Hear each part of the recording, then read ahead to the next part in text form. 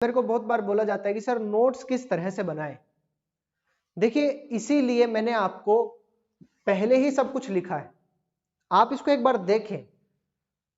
मैं बहुत पहले भी बोलता था कि नोट्स से पहले बहुत सी चीजें करने की होती हैं। देखिए नोट्स का मतलब क्या है, नोट्स का मतलब जानना जरूरी। नोट्स का मतलब है कि आपने कुछ पढ़ा और अपने पढ़े हुए को कम से कम शब्दों में, कम से कम शब्दों में और किन्हीं सिंबल्स का प्रयोग करते हुए, शॉर्ट फॉर्म्स का प्रयोग करते हुए इतना मिनिमाइज कर देना उस इंफॉर्मेशन को कि आप जहां 2 पेज पढ़ रहे थे वहां आपको जो है 2 से 3 सेंटेंसेस या 2 से 3 डायग्राम्स देख करके समझ में आ जाए। तो नोट्स आर बेसिकली आपके जो आपने बहुत कुछ पढ़ा है उसको कंपाइल करना है, the compilation of your memory. जो आपने उस पर्टिकुलर टॉपिक के ऊपर जो चीज पढ़ी है उसको कंपाइल करना बहुत छोटे शब्द जो है शब्दों में, बहुत कम शब्दों में।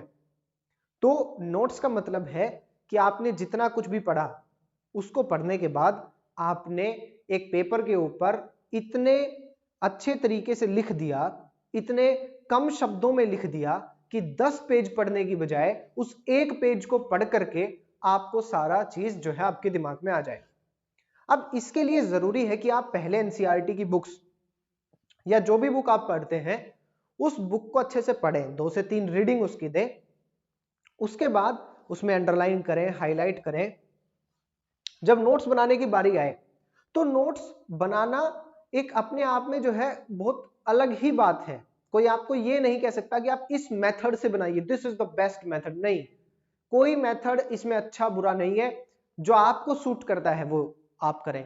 याद रखिएगा कि नोट्स आपकी बहुत सारी नॉलेज को बहुत कम शब्दों में, बहुत जो है सिंबल्स के प्रयोग से और ऐसे डायग्राम के यूज करते हुए कम से कम जगह में उस बहुत सारी इंफॉर्मेशन को लाना आपके लिए जो है उसका काम है।